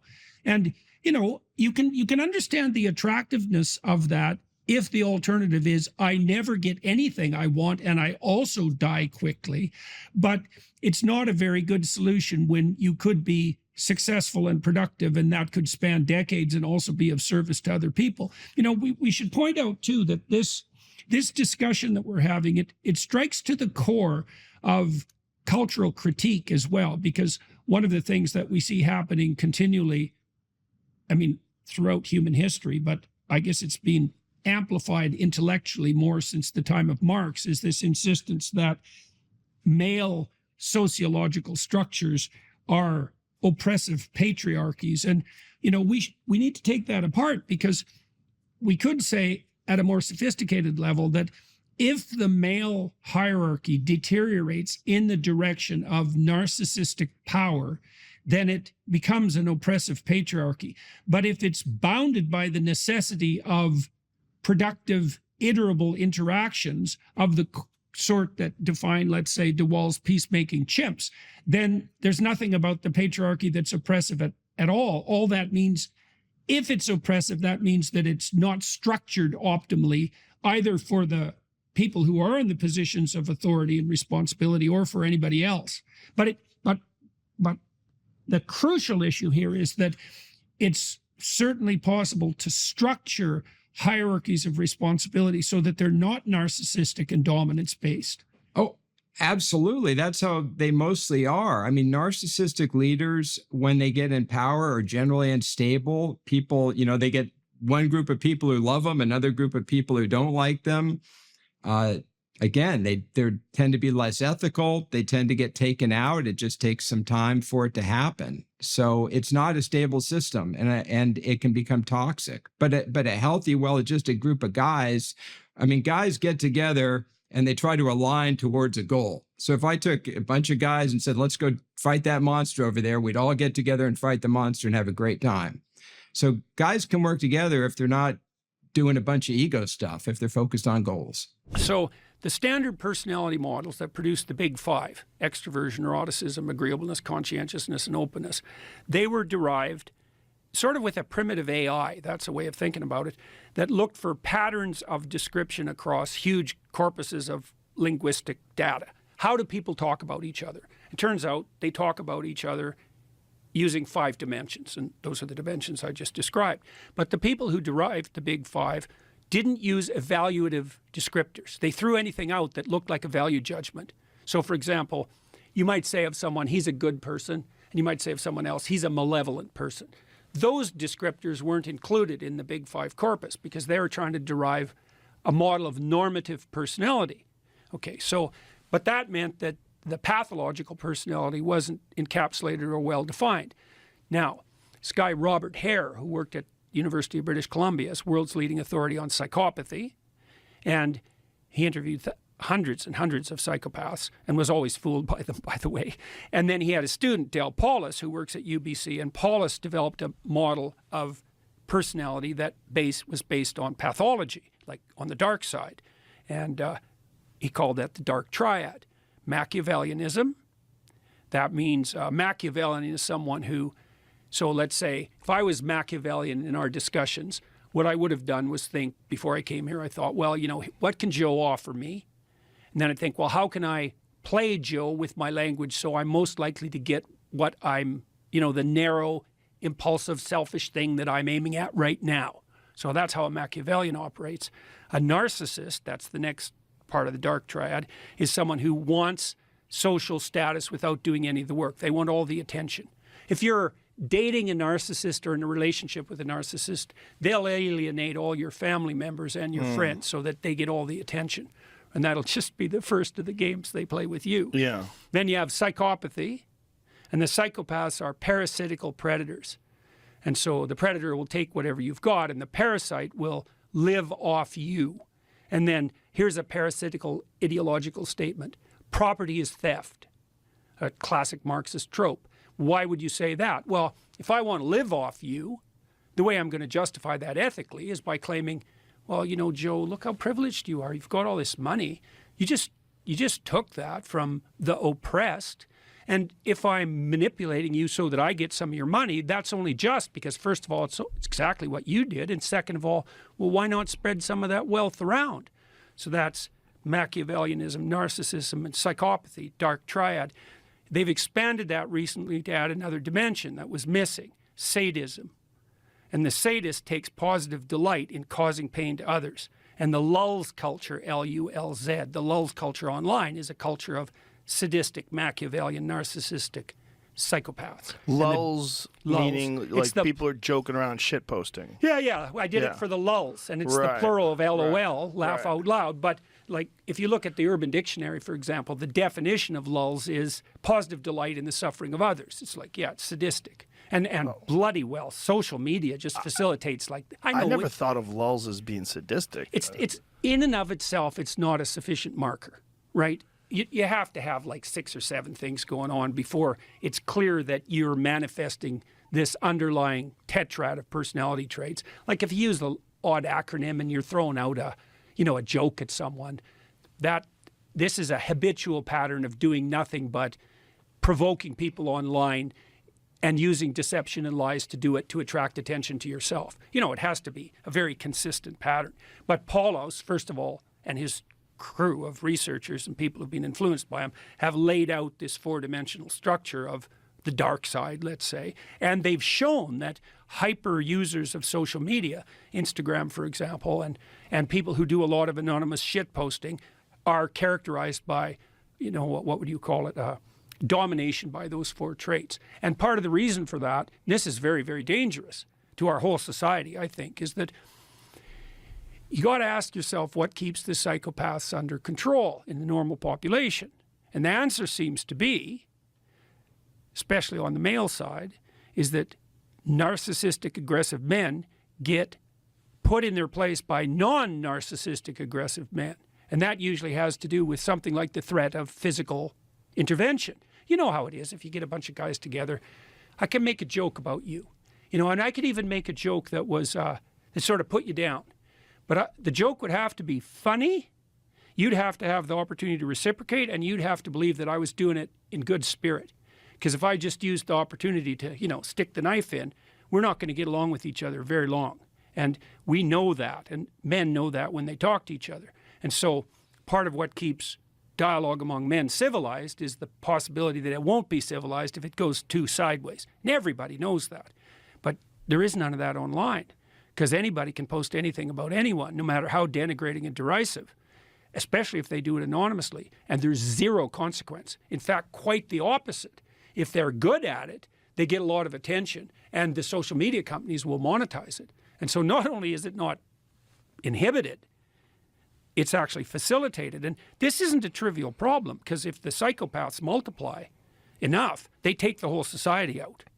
So I think virtualization enables psychopathy. And it's worse than just the trolling bit. That's bad enough because it pollutes political dialogue and it makes everyone think that everything is more unstable than it really is. But online criminality is actually a terrible plague. I don't think there's an old person in North America who isn't being targeted by some gang of psychopaths who's, documented all of their interests and their locale and who knows how much money's in their bank account and who's doing everything they possibly can at every second to leverage access to it. That's just happening continually. This is one of the great stories of mankind, and this isn't the only variant of this story. There's many variants of it, but but this variant is useful for our purposes. That's a story I stumbled across a long time ago. I'm going to tell you the second story first because I don't have the energy to tell you the first story. So this is a story that the ancient Egyptians predicated their society on. And to understand this story, the first thing you have to know is what the characters were. And these characters were gods. There's 4 of them. Although the Egyptians had far more than 4 gods. You might think of these as the central gods. And you might think, what is a central god? And then you might think, well, imagine that the gods compete for dominance across time in people's imaginations. And some gods win. And they occupy the primary position of dominance in the hierarchy, in the dominance hierarchy of gods. And those are ideals. And ideals compete across time for dominance. And they're embodied.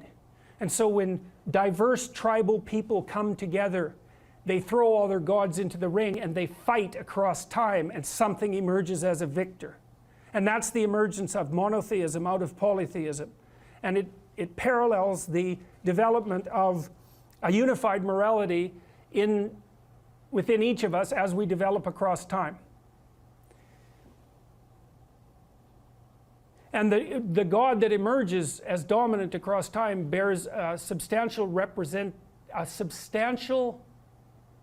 resemblance. Imagine you have a set of gods in this locale that are competing across time, and something emerges as dominant. And then over here you have another set of gods that compete across time for dominance, and something emerges. You'll see major commonalities across the 2 things that emerge. And the reason for that is because the process of emergence that gives rise to both of them is similar in both situations. And that's part of what accounts for the cross-cultural similarity of high-order religious ideas. All right, anyways, you need to know the characters. Osiris. Osiris is the old king. He's Dumbledore for all intents and purposes. He's the old king. He's the spirit that established the Egyptian state when he was young. He was a great hero, but now he's old. And he's archaic, and he's willfully blind. That's Osiris. He has a brother, Seth. Seth is Set. And Set is Satan, because the word Satan comes from the word Seth and Set via the Coptic Christians. So he's a precursor to the Western idea of Satan. You have Isis. Isis is queen of the underworld, and Isis was the goddess of a religious structure that prevailed across thousands and thousands of years. Isis. And you have Horus. Horus is a falcon. And the Egyptian eye, everyone knows that eye, right? The eye with the open pupil, that's Horus. And Horus is a falcon because falcons can see way better. They can see better than us. They can see better than anything else except for perhaps eagles. And they fly above everything. Zazu in Lion King is Horus, right? And Mufasa is Osiris. And Scar is Seth. And there's no specific representation of Isis, but the closest there is in that story is probably the Queen of the Hyenas that's played by, who's the actress? Yes, Whoopi Goldberg, that's right, because she's like the queen of the underworld, right? She's the queen of the hyenas that live out among the death. But, okay, anyways, Seth, Osiris, Seth, Isis, and Horus. Here's how the story goes.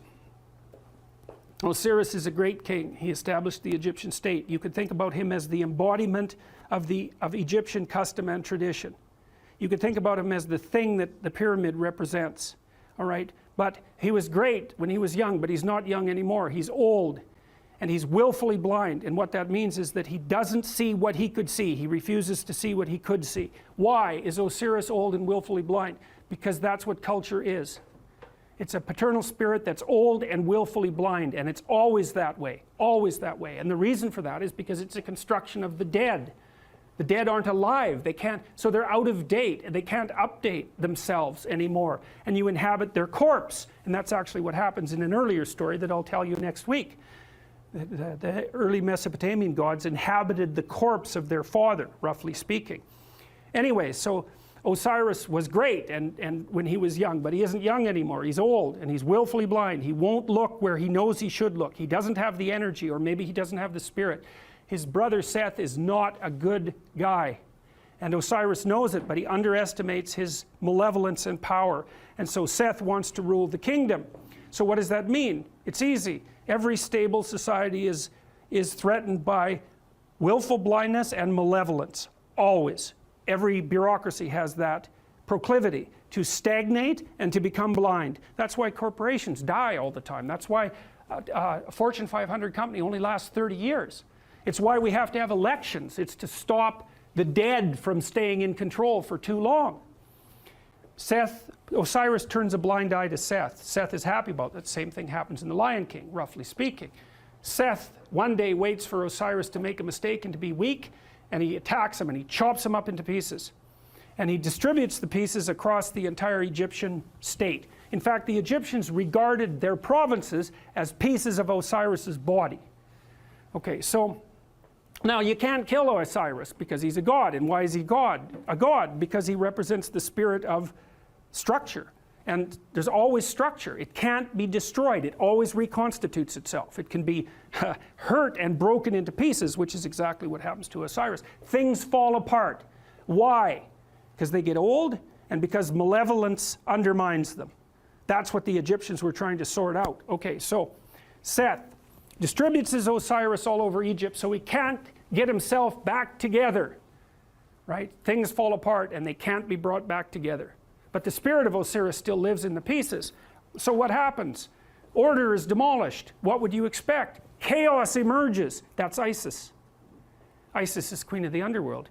She's Osiris's wife. Order and chaos, just like the yin and the yang.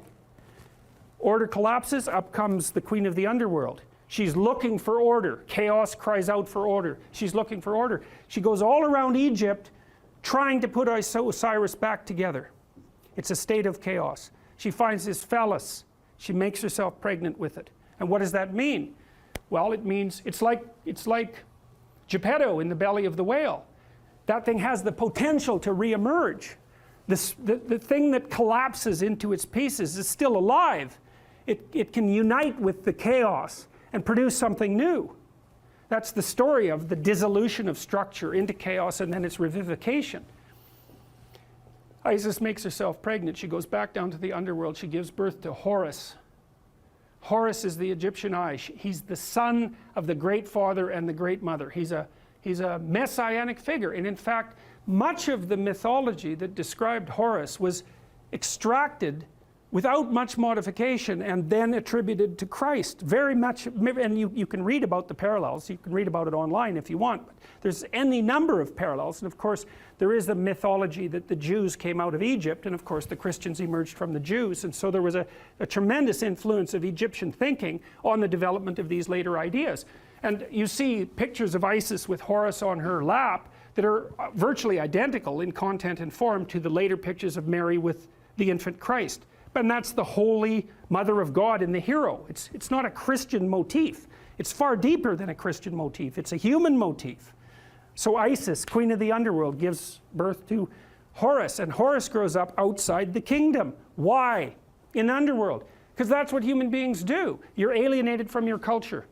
Always. Why? It's old and dead and corrupt. And so that leaves you growing up in chaos. What would you call? Alienated from your fundamental culture. That's the story of adolescence. Horus grows up. He can see. That's what differentiates him from Osiris. That's why he's a falcon. He goes and has a fight with Seth. And now the difference between Osiris and Horus is that Horus does not underestimate Seth. He knows exactly what he's up against. He goes and has a terrible battle with him, trying to get his kingdom back. Something else that's echoed in the Lion King story. And while Horus and Osiris or Seth are fighting, Seth tears out one of his eyes. Now why? Because Seth is the embodiment of destruction and malevolence, and no matter how conscious you are, if you encounter that, even voluntarily, the probability that it's going to damage your consciousness is extraordinarily high. That's why people don't do it. So the eye is torn out, but Seth is defeated, and Horus banishes him to the nether regions of the kingdom. You can't kill him. Why? because the malevolent, destructive force that threatens states never dies. It's always there. You can only remove it temporarily. Now Horus is king, Pharaoh, king, God. He's got his eye, and so you think, well, he's going to just pop that back in his head, and then he's going to be able to lead. He's going to be able to take his place at the uppermost pantheon of gods properly. But that isn't what he does. He takes his eye and he goes back to the underworld, just like Pinocchio going into the depths to rescue Geppetto. And down there is the spirit of Osiris, who's extant as a kind of half-dead ghost. And he gives Osiris his eye. Now Osiris can see. So what does that mean? You go down into the chaotic, when threatened by malevolence, even to the point of damage to your consciousness. You go down into the chaos and you find the dead spirit of your tradition and you give it vision. And so, provided with vision, Osiris regenerates, and then Osiris and Horus go back up to the world, linked together and rule jointly. And the Egyptians believed that the Pharaoh, who had an immortal spirit, was the embodiment of the conjunction of Horus and Osiris. And that's what gave him sovereignty. And so you think about how brilliant that is. The Egyptians are trying to puzzle out who should lead, who should be Pharaoh, and what do you have to be if you're going to be Pharaoh in order for things to work. You have to be awake to malevolence and chaos, and you have to embody your tradition. And that puts you at the highest pinnacle of the dominant structure. And that's the same as, it's the same thing. It's the same thing as the battle between the gods across centuries or eons and the emergence of the highest possible moral virtue as a consequence of that competition. It's the eye on the top of the pyramid, right? It's, you know, in the Washington Monument, there's a cap on the Washington Monument. The top of the Washington Monument is a pyramid. At the top of the pyramid is a cap. It's made out of aluminum. And the reason it's made out of aluminum is because when they made the Washington Monument, it was the most valuable metal known. And so what does it mean? It means there's a pyramid and there's something at the top of it. But the thing that's at the top of the pyramid isn't the same as the rest of the pyramid. That's the thing. The pyramid exists. There's a dominance hierarchy. Something climbs up to the top. But it's not just at the top of one pyramid. It's at the top of all of them. The thing that rises to the top of any given pyramid is the same thing that can dominate all pyramids. It isn't good enough to be the best at a dominance hierarchy. What you want to be is the best at the set of all possible dominance hierarchies. Right. And that's the thing that's gold at the top of the pyramid, and that's the eye. That's what the Egyptians figured out. And what does that mean? It means the thing that puts you at the top is attention. Pay attention. Keep your eyes open. It's not the same as thinking. It's not the same thing. It's like watching. And the thing about human beings is we can see. We can see better than any other creature except birds of prey. And so our capacity to see is in fact what we use in the world. Our brains are actually organized around vision, unlike most animals. Their brains are organized around smell, not us. We can see. We stand upright so we can see a long distance. And in our ability to see is what saves us and what saves our communities. And that's what these stories are trying to portray. And you might say, well, why didn't people just say so? And the answer to that is because they didn't know. It took a long time to figure it out. Forever. It's taken forever to figure it out. It's part of what I hoped when I wrote this book, and part of the reason that I'm teaching it is because it seems to me that it would be useful for everyone to actually understand this instead of just having it told as a story. It's like, that's great, man. Yes, you need the story. But why not also just understand it?